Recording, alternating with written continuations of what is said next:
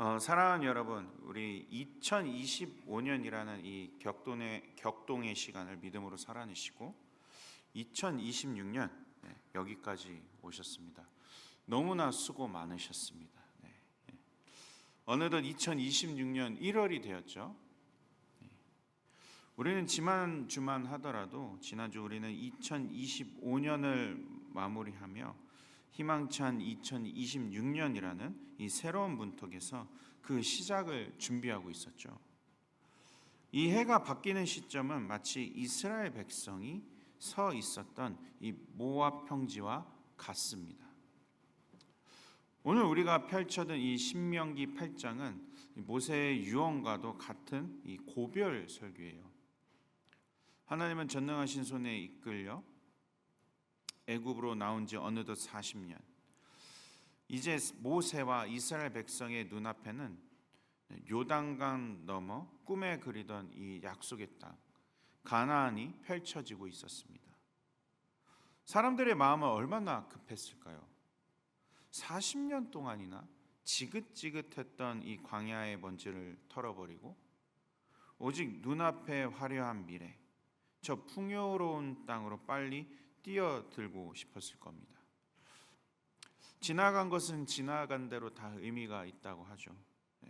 아픈 기억은 다 묻어두고 앞만 보고 달리고 싶었을 거예요. 하지만 모세는 그 결정적인 순간에 백성들을 멈춰 세웁니다. 그리고 그들의 고개를 억지로 돌려서 그들이 지나온 길을 바라보게 해요. 오늘 본문에서 모세가 말하죠. 지나온 길을 기억하라. 지나온 길을 기억하라. 척박한 모래바람, 끝이 보이지 않는 지평선, 목마름과 배고픔이 있었던 그곳. 모세는 왜 굳이 이 아픈 과거를 다시 꺼내는 것일까요? 이스라엘 백성에게 광야 40년은 단순히 고생했던 과거가 아니기 때문에 그렇습니다. 앞으로 다가올 가나안의 풍요 속에서도 하나님을 놓치지 않게 붙들어줄 그들의 기억에 세워진 이 은혜의 흔적, 삶의 지문이 되어버렸습니다. 작년 2025년 아마 이렇게 기억되실 겁니다. 어떤 분에게는 이 경제적인 한파가 몰아치는 광야였고 또 어떤 분들에게는 관계의 갈증으로 목이 타는 광야였고 또 어떤 분들에게는 질병이라는 이 두려움으로 광야의 길을 걷기도 하셨을 겁니다. 우리는 묻습니다. 하나님 왜 이 길입니까? 왜 이 길을 가야 합니까? 왜 이렇게 돌아가야 했습니까? 이 고통의 시간은 내 인생에서 낭비된 시간 아닌가요? 나의 기억에서 지우고 싶지만 이미 기억의 지문이 되어 이제 버릴 수 없는 흔적들이 되어버렸습니다. 그러나 오늘 모세는 단호하게 외쳐요. 내 하나님 여호와께서 이 40년 동안에 내게 광야길을 걷게 하신 것을 기억하라. 기억하라. 오늘 이 시간 우리는 모세의 심정을 이해하며 지나온 2025년의 발자국을 가만히 되짚어보려 합니다. 더 깊게는 우리의 삶, 기억의 지문들을 자세히 확대해 보려고 합니다. 기억하라는 이 짧은 명령 속에 우리가 미처 다 깨닫지 못했던 하나님의 은혜와 사랑이 담겨 있습니다. 사실 지나온 우리의 과거 2025년조차 내 힘만으로는 도저히 걸어낼 수 없는 길이었죠.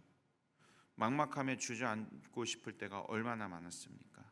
하지만 돌아보니까 내가 내 힘으로 걸어온 것이 아니었습니다.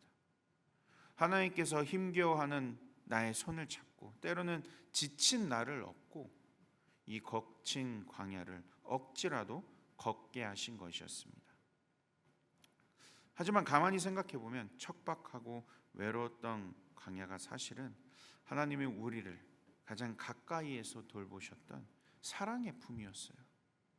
내 인생에서 결코 낭비된 시간이 아니라 가장 아름답게 빚어진 성장의 시간이었습니다. 오늘 이 말씀이 우리 지난날의 삶을 비추는 따뜻한 등불이 되기를 소망합니다. 먼저 우리가 기억해야 할 것은 지난 2025년의 여정이 우리의 방황이 아니라 하나님의 인도하심이었다는 사실을 믿으십니까? 네. 지난 우리의 삶의 여정이 시간 낭비가 아니라 하나님이 우리에게 주신 의미 있는 삶이었다는 사실을 믿으십니까? 먼저 이 사실을 믿기 위해 우리 2절 앞부분 다시 한번 우리 다 같이 읽어보도록 하겠습니다. 네, 하이라이트된 부분만 읽으시면 됩니다. 시작.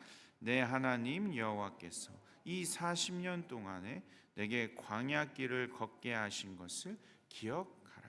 기억하라. 이전의 말씀, 이 원어로 보면 아주 독특한 표현이 나옵니다. 이 걷게 하신 것, 걷게 하신 것. 이 히브리어로 되게 기억하기 쉬워요. 홀리카카입니다. 홀리카카. 네, 재밌는 언어죠. 홀리카카. 이것은 단순히 길의 방향을 안내했다는 뜻이 아니에요. 이 단어는 마치 아빠가 이제 막 걸음마를 떼는 아이의 손을 꽉 붙잡고 한 걸음 한 걸음 발을 떼게 하는 것과 같습니다. 아이는 힘들다고 무섭다고 주저앉으려고 하면 아빠는 그 손을 놓지 않고 아이가 기어이 목적지까지 걸을 수 있도록 억지라도 걷게 만드는 것. 이게 바로 홀리카카입니다. 이 모습이 정확히 40년 이스라엘 백성들의 모습이었습니다. 사실 애굽에서 가나안 약속의 땅까지는 걸어서 불과 11일, 빨리 걸으면 일주일이었어요. 일주일이면 가는 거리였습니다. 하지만 하나님은 이 짧은 거리를 두고 그들을 40년이나 돌게 하십니다. 40년. 우리 시각으로 볼 때 고작 11일이면 일주일이면 갈 거리를 40년 동안 허공에서 방황했다가 한번 생각해 봅시다. 과연 그 답답함을 견딜 수 있을까요? 우리의 지나온 삶이 딱 그렇지 않았나요? 우리는 다 빠르고 편한 길, 남들처럼 화려하고 예쁜 꽃길을 원합니다. 경제적으로 좀 더 윤택하고 직장에서 더 빨리 승진하고 노후에는 더 좋은 여행하고 내 삶이 일사천리로 평탄하기를 원하죠. 하지만 오늘 하나님은 우리를 11일짜리 지름길이 아닌 척박한 광야길로 우회시켰습니다. 그래서 지난 2025년 때로는 우리의 삶의 일부가 영락 없는 방황처럼 보였고 답답함 그 자체였습니다. 솔직히 우리는 멈춰있는 것 견디지 못하잖아요. 남들은 저 많지 앞서가고 있는데 나만 제자리 걸음하는 것 같은 이 기분, 이러한 기분이 들 때 밤잠을 설칠 때가 얼마나 많았습니까? 특별히 우리 중에 낯선 언어와 이 문화의 장벽 앞에서 남모르게 눈물 흘려야 했었던 분들 아마 계실 거예요. 남들보다 두세 배 더 노력하며 밤을 새워도 여전히 늘지 않는 영어, 오히려 줄어드는 한국어, 그리고 갑자기 끼어드는 중국어, 여전히 이방이 취급을 받는 것 같은 이 소외감, 제자리 걸음만 하는 것 같은 나의 커리어의 현실 앞에, 특히 언어적, 문화적으로 이제 더 이상 대화가 통하지 않는 이 자녀들 앞에 깊은 자괴감과 싸워야 했던 밤들이 있으셨겠죠, 아마. 이러다가 나만 도태되는 것은 아닐까? 내 인생의 전성기가 이렇게 낭비되는 건 아닐까? 그런 두려움과 후회들이 우리의 과거 속에서 내내 우리를 괴롭혔을지도 모릅니다. 하지만 사랑하는 여러분, 믿음의 눈을 들어 하나님을 바라보세요. 우리가 걷고 있는 이 길이 실수로 들어선 길이 아니라 하나님께서 친히 안내하신 길, 홀리카카, 이 믿음이 생기는 순간 우리의 해석은 완전히 달라집니다. 우리 눈에는 낭비처럼 보이는 이 시간이 하나님의 눈에는 가장 치밀하게 계산된 사랑의 동행이었습니다. 하나님의 섭리는 우리가 기대하는 속도와 다릅니다. 하나님은 모세 혼자 빨리 달려가는 것보다 하나님과 함께 이스라엘 전체가 바르게 걷기를 원하셨어요. 그래서 40년이라는 긴 세월이 필요했던 겁니다. 지나간 세월 속에서 하나님은 앞만 보고 달리려는 우리의 조급한 발걸음을 잠시 늦추셨지만 그것은 결코 낭비가 아닙니다. 겉보기엔 멈춰 있었지만 우리의 속사람은 깊은 믿음의 뿌리를 내리고 있었습니다. 그 어느 때보다 단단한 영혼의 근육을 키우는 이 성숙의 시간이었어요. 그러니까 여러분, 과거를 돌아보면서 2025년을 돌아보면서 후회하지 마세요. 여러분들의 우회로 스스로를 괴롭히지 마세요. 여러분들이 걸어온 그 울퉁불퉁한 길은 하나님께서 우리를 가장 안전한 곳으로 이끄시기 위해 친히 설계하신 거룩한 우회로였습니다. 하나님이 걷게 하셨다면 그 길은 실수가 없는 길입니다. 광야는 버림받은 장소, 의미 없는 시간이 아니라 하나님의 내비게이션이 가장 정확하게 작동했던 장소임을 믿으시기를 바랍니다. 그렇다면 왜 하필 광야일까요? 그렇게 많은 곳 중에서 하나님 왜 우리를 그토록 힘들게 하셨을까요? 모세는 그 이유를 정확히 2절에서 설명하고 있습니다. 중간에 나와 있죠. 이는 너를 낮추시며, 이는 너를 낮추시며. 그래서 낮추다라는 히브리어는 아나입니다. 아나는 단순히 겸손한 척하는 그런 태도, 그런 것들을 말하는 것이 아니에요. 이 단어는 괴롭게 하다, 굴복시키다, 자아를 파쇄하다라는 뜻을 담고 있습니다. 물리적인 고통을 수반하는 단어예요. 마치 단단한 돌을 반으로 쪼개고 밭을 쟁기로 갈아 엎는 것과 같은 아픔입니다. 광야를 걷던 이스라엘 백성들도 우리보다 더 처절하게 아팠죠. 당장 마실 물 한 모금이 없어서 타들어가는 그 목마름을 견뎌야 했고, 그 화려했던 애굽의 식탁을 그리워하면서 매일 아침 보잘것없이 보이는 이 만나를 바라보면서 자존심을 꺾여야 했습니다. 끝이 보이지 않는 그 모래 벌판 위에서 나 하나 먹여 살릴 수 없다라는 이 처절한 무력감 앞에 무릎을 꿇어야 했습니다. 여러분, 솔직히 이 과정은 우리가 기대하는 이 따뜻한 위로의 시간이 아니죠. 오히려 이 낮추심의 시간은 잘못된 길로 가는 자녀를 살리기 위해 굳게 입을 다무시고 회초리를 드신 아버지의 엄한 얼굴을 마주하는 것과 같은 두렵고 떨리는 시간이었어요. 그런데 이것도요, 사랑이죠. 이것도 하나님 아버지의 사랑이죠. 존 칼빈이라는 신학자는 이것을 아버지의 사랑의 훈육이라고 불렀어요. 부모님 사랑의 훈육. 우리 어르신들이 아마 더 잘 아실 겁니다. 하나님은 우리를 미워해서 혹은 우리가 힘들어하는 것을 즐기기 위해서 고통을 주시는 분이 결코 아니시죠. 오히려 그 반대입니다. 우리 어르신들, 자녀들의 그 구부정한 자세를 교정해 주려고 때로는 엄하게 가르칠 때가 있으시죠. 하나님은 우리 마음 깊은 곳에 박혀있는 그 교만과 고집을 빼내기 위해 어쩔 수 없이 이 고난이라는 아픈 수술대를 통과하게 하시는 것입니다.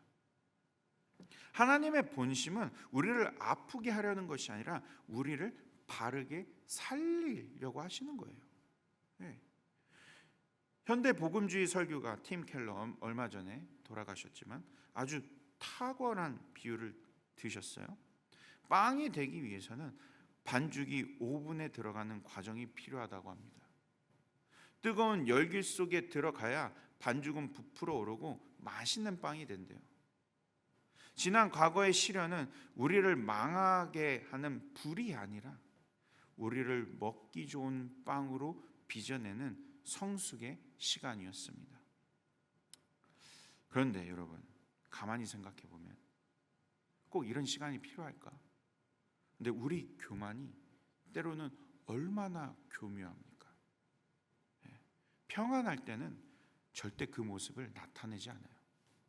오히려 이 성실함이라는 가면을 쓰고 우리를 속입니다. 모든 것이 잘 풀리고 물질적인 재산이 넉넉할 때 우리 마음 깊은 곳을 솔직히 들여다볼까요? 우리는 은연중에 내 어깨를 토닥여요. 그래, 내가 남들 잘 때 안 자고 고생했잖아. 이 정도 했으면 됐어. 내가 뼈 빠지게 노력해서 이만큼 이루었잖아. 잘했어. 그런데 오늘 본문에 이어지는 이 17절 말씀은 그 마음을 정조준합니다.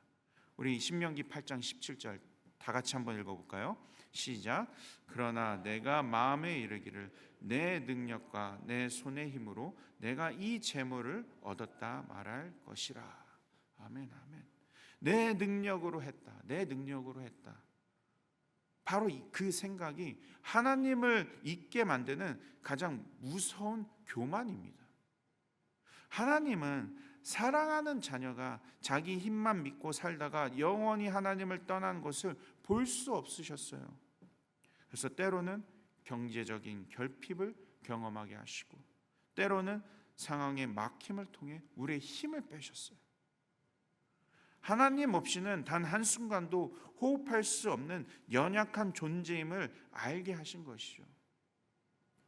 내 실력인 줄 알았던 그 순간들이 사실 하나님의 도우심 없이 얼마나 보잘것없는 것인지 우리로 하여금 철저하게 깨닫게 하셨습니다.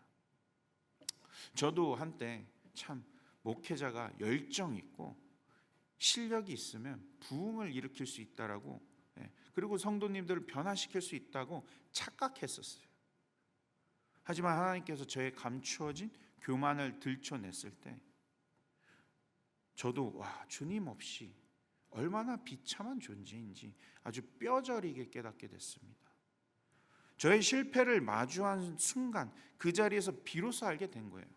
이 빌라델비아 교회를 섬기는 자리가 제게 얼마나 큰 과분한 은혜인지, 그리고 하나님의 붙드심이 없다면 저는 한순간에 나락으로 떨어질 수밖에 없는 이 연약한 존재라는 사실.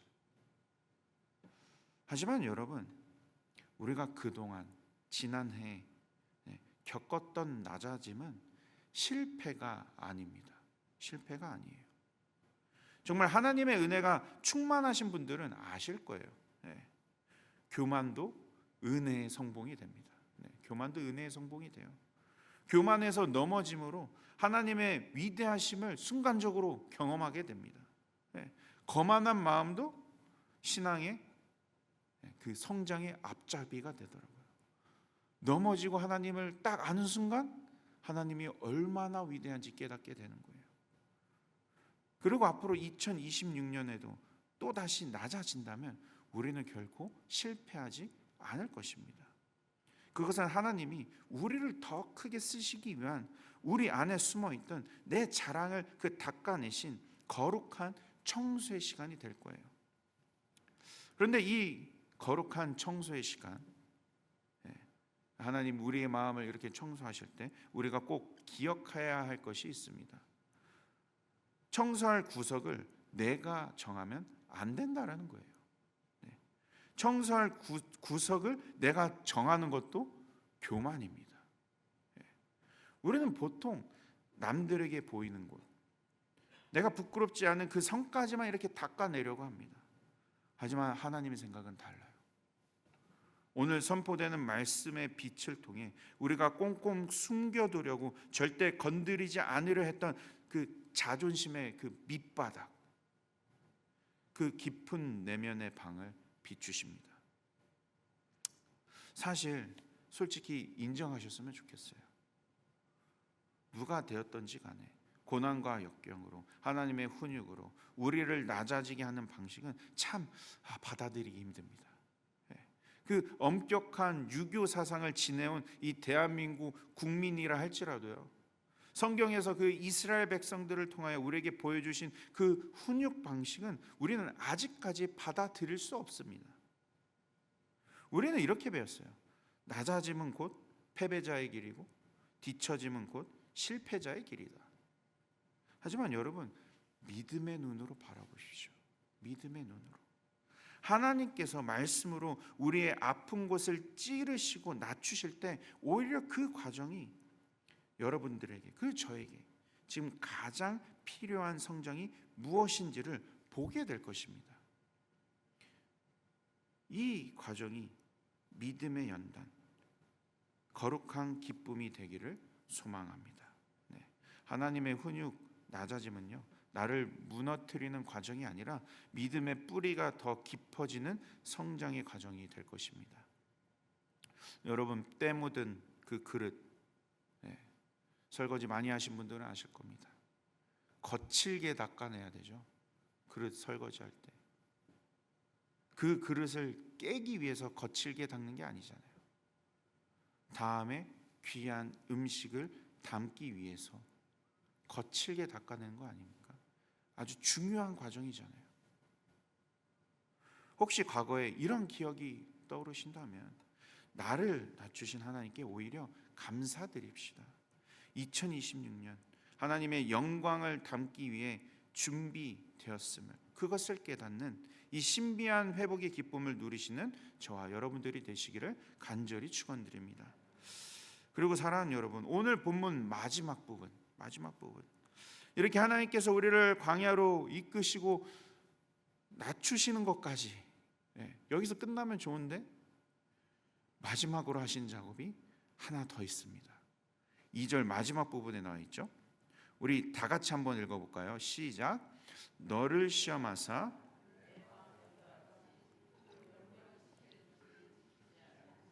알려 하심이라. 하나님께서 마지막으로 하시는 작업, 바로 우리의 마음을 달아보시는 일입니다. 성경은 이것을 시험이라고 하죠.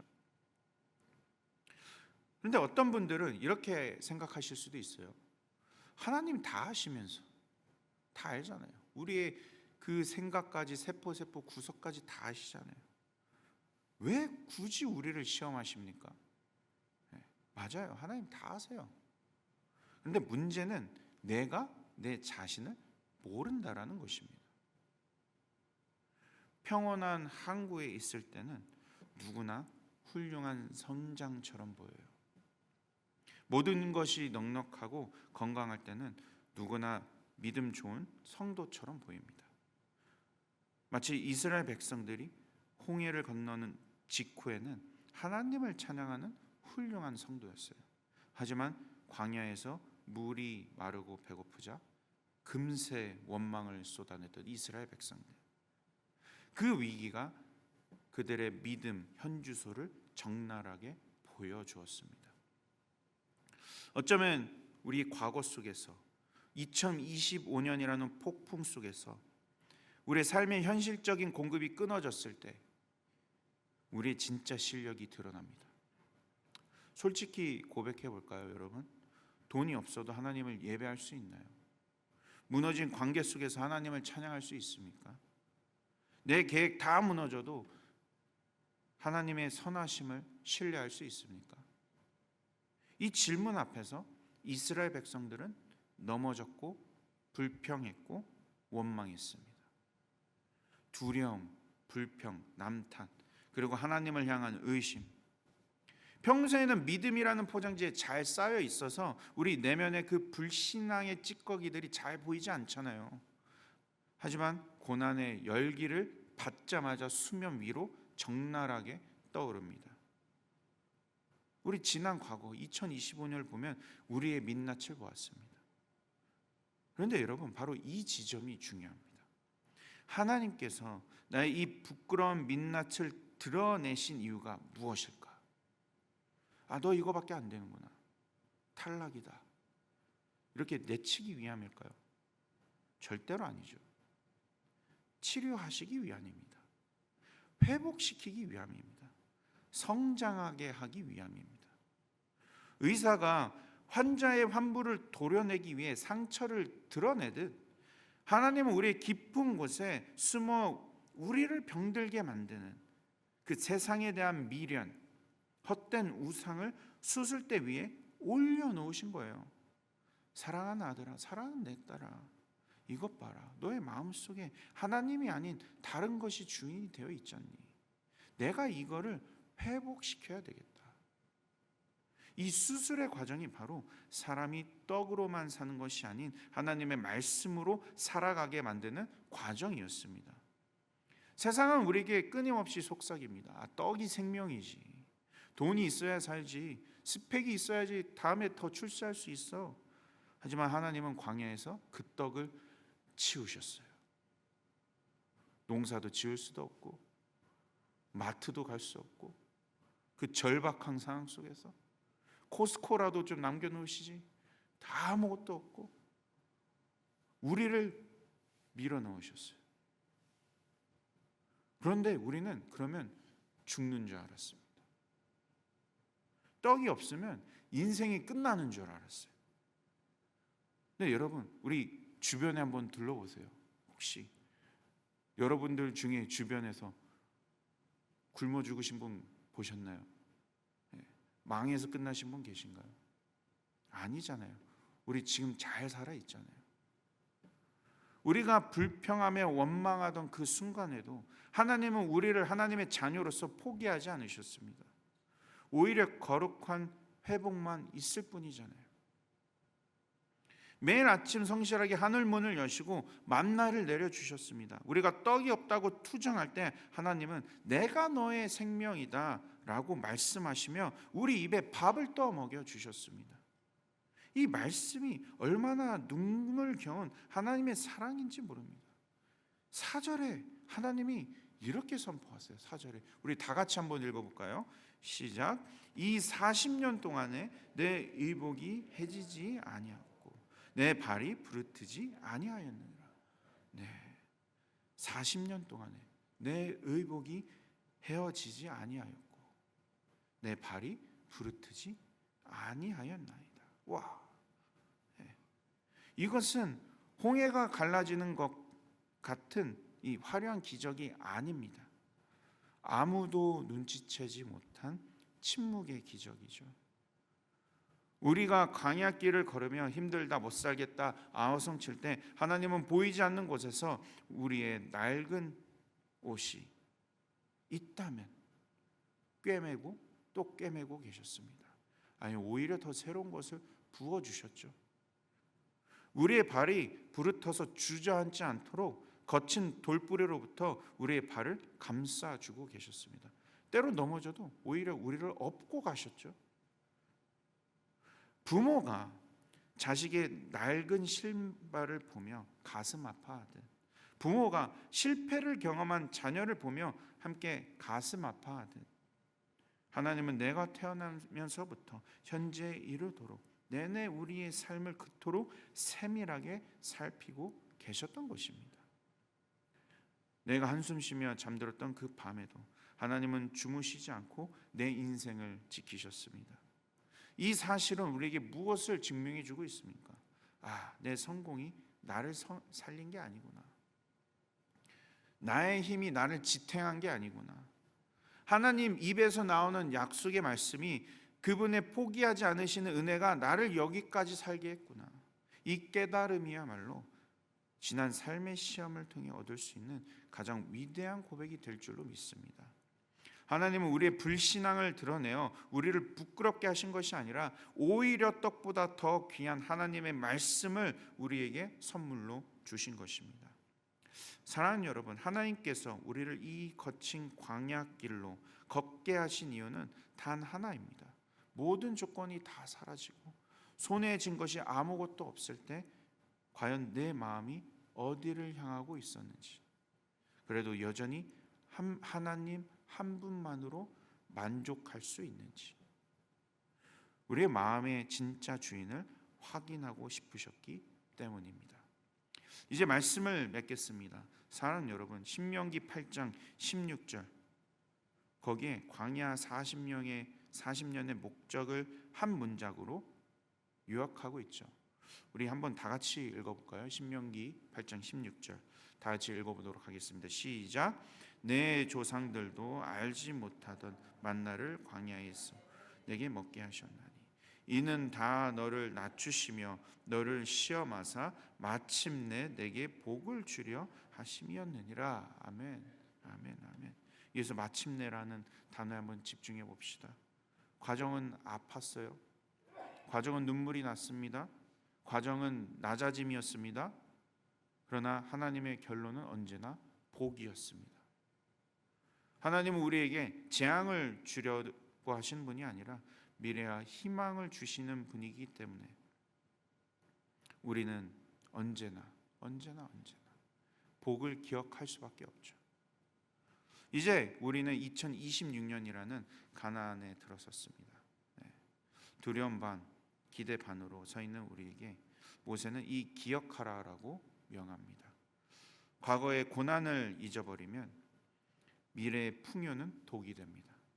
2025년의 광야를 잊어버린 채 2026년의 성공을 맞이한다면 우리는 분명 교만해져서 하나님을 떠날 것입니다. 그러므로 기억하셨으면 좋겠습니다. 2025년 나를 낮추셨던 그 아픔을 기억하세요. 그래야 2026년에 높아질 때 겸손할 수 있습니다. 2025년 나의 밑바닥을 보게 하셨던 그 시험을 기억하세요. 그래야 2026년에 승리할 때 내 공로가 아님을 고백할 수 있습니다. 2025년 떡이 없을 때 말씀으로 먹이셨던 그 은혜를 기억하십시오. 그래야 2026년에 풍요로울 때도 떡의 노예가 되지 않고 말씀의 종으로 살 수 있습니다. 우리는 광야의 삶 속에서 시간을 낭비하는 것이 아닌 그곳에서 하나님을 배우고 거룩한 삶을 살고 있는 줄 믿습니다.